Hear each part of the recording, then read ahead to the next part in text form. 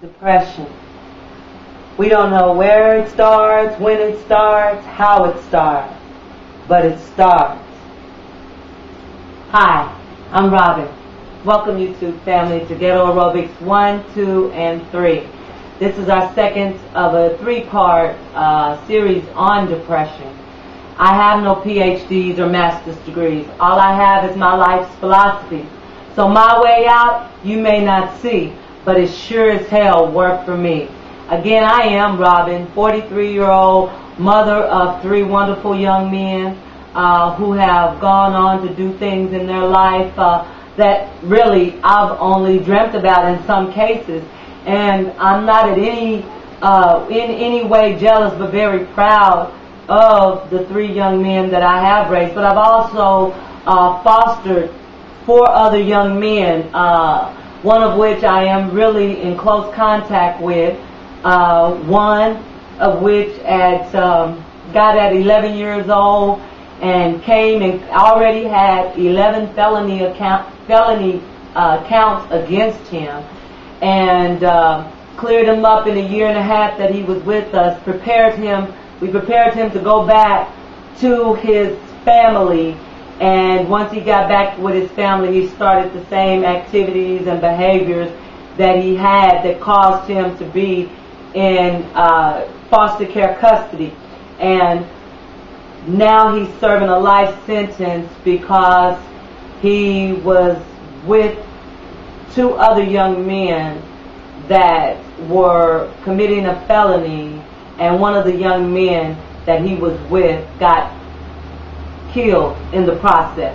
So he's serving a life sentence because it's now on his back. Regardless of how it happened, it's on his back.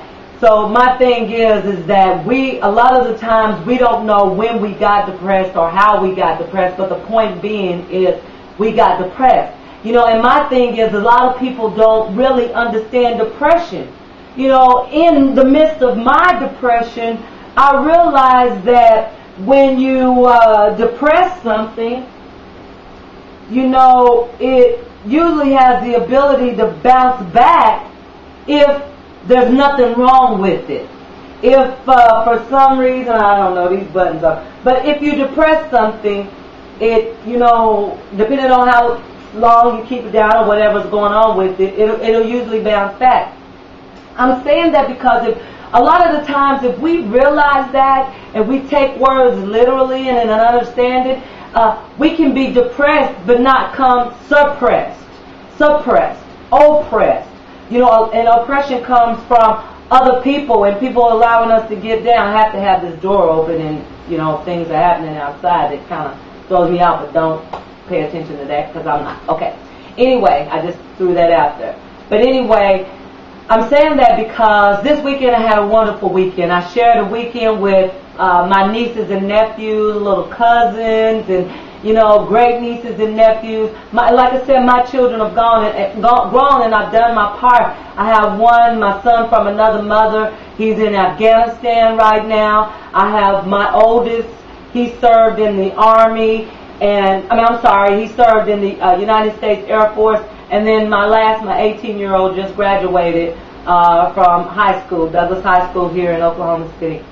But I'm saying that because I want to relate some things to you. I gather my nieces and nephews in an effort to give them something that I feel that I missed in my growing up. A lot of things that I've done, and when I was being depressed, I didn't know that that's what was happening to me. I didn't have the encouragement from my mother when I was in dance routines and recitals, and when I was, you know, on track and playing volleyball and doing all the things that excited me when I was, you know, wanting to just entertain, you know.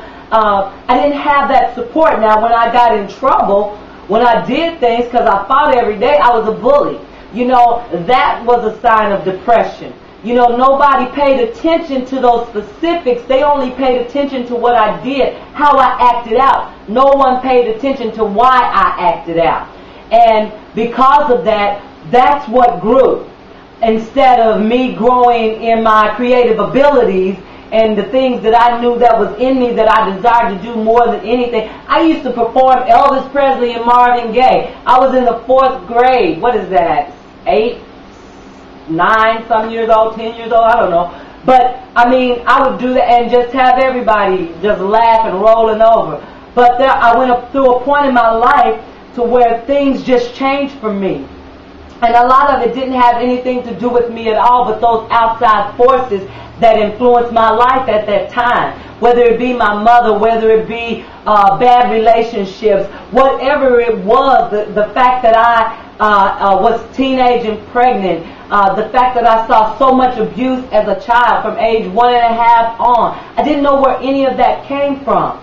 But those were the things that caused me not to progress in my adult life, that kept me bound. A marriage of 12 years, but a relationship of 15 years of verbal abuse and attack on my character. You know, only because he suffered. You know, so when you understand those things, then you have the ability to change. After the weekend with my children, with the children, I had an opportunity to discuss it with an aunt that just told me that that wasn't the thing to do. Don't work with the children. I don't know where you're going to get started with that. We need to grab your age group together and we need to do something with them. Well, how are you going to teach us? A lot of us already have something up here.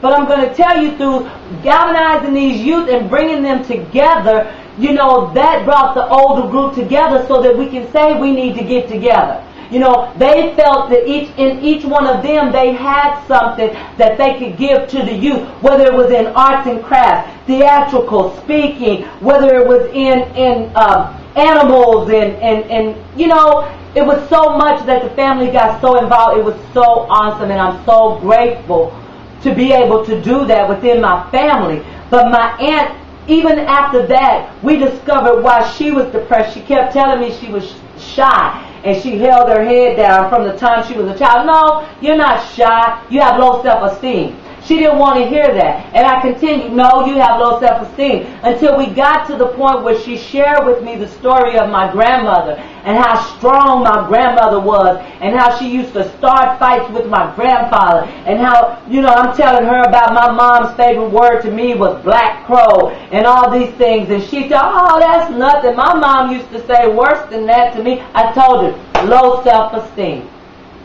That explains it right there. That's the reason that you walk with your head down. That's the reason you sing in the choir and won't take the lead. That's the reason why you want to get us together and never make a move. Because of low self-esteem, you feel like you don't have a right to even exist.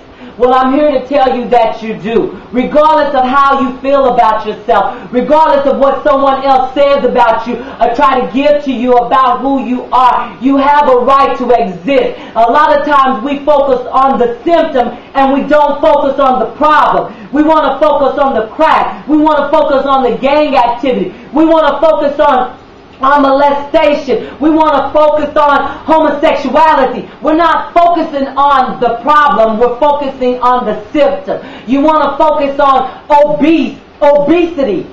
That is a symptom of something deep in. It doesn't take medicine. It doesn't take pills. I'm currently overworked, but I'm working on it. I've been depressed, but I'm coming up out of it. I come up out of it daily. It's not a fight that is gonna just happen overnight, but if you get it started, if you begin to work, it begins to grow you. You have an opportunity to live a life you never even knew about. No, I am not the size that I want to be, but it's every day that I strive and I work on it and I talk to myself. My mind opens up, my spirit opens up, and my body desires what they both have. So if you understand that about yourself, you can live a full, productive life. There's nothing that's keeping you depressed but you. You have to get naked with yourself, which means honesty and truth with yourself. Deal within who you are and discover that and build a life on that, and let nobody shake your foundation. I love you, YouTubers. God bless you and peace.